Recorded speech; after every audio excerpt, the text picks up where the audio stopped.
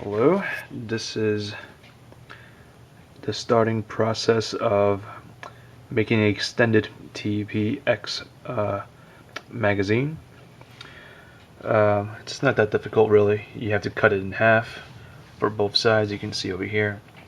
There are various modification methods that's on the internet, but I found this one to be the most effective. What you see here is one of the 14 ball mods. I've seen ones in there for 10 balls or 12 balls, and primary difference between the different versions is that one allows a locking mechanism when you pull the follower all the way down. I opted to have a few extra balls in the magazine versus having the lock mechanism because this is probably going to be the first magazine I'm going to use anyway, so there's no point in storing it in a pouch or whatever. So that's my rationality.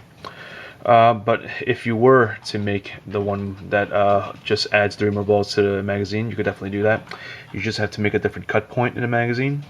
If you notice over here, this is the connecting shaft. You would have to cut it between these 2 points and make sure that the two back shaft that releases the lock and holds it in are connected, so that when you press the magazine into the TPX, you'll be able to reach all the way down here where the end of the magazine is. Aside from that, everything else stays the same. On the top, you would put the detent for the magazine, the spring, and then just screw everything back together. And what you would have as a final product would be something more like this. A completed magazine.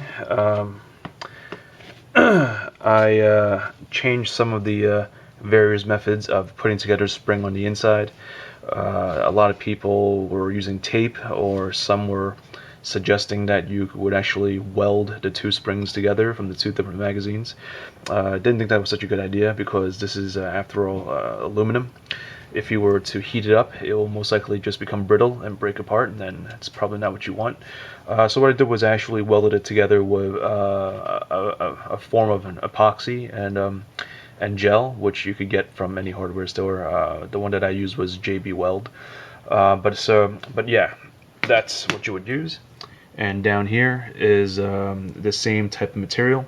I coated on the outside first to just give a shape, to make sure it stayed relatively dry.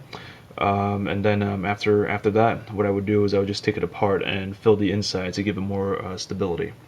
You could use various versions. I mean, some people use Loctite or one of the variant forms of Crazy Glue. But I chose the JB Weld, and I chose the strongest one that they have because I don't want to have to see this thing break down during the middle of play.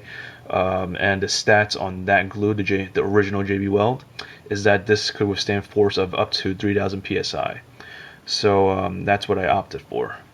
But after you do that, you'll be able to let it dry. I mean, I've had varying experiences so far where it was set in roughly 15 minutes to an hour, and sometimes like in this one, for example, in this case, it's taking a little bit longer. But this one set in place relatively quickly. So if you were to attempt this mod, by all means, go right ahead. And if you have any questions, I'll be more than happy to answer them. Just send me a private message or something.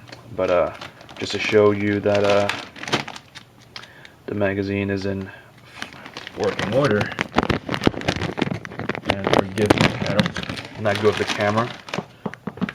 I have some reballs here that can show you what it looks like when you load it. So what I use instead is the spring up here. Now, once you take this apart, you'll notice there's a part on the front which sits right over here, and if you spin it a certain way, it gives this part up here a little bit more tension, and that actually would be more than enough to hold your balls in. No pun intended. But yep, you could see that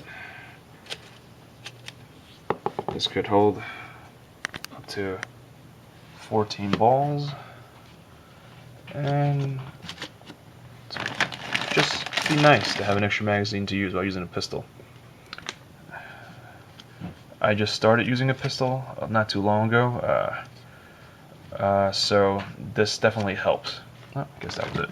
So 4, let's see, 4, 8, 12, 14. 14 balls. All right, thank you.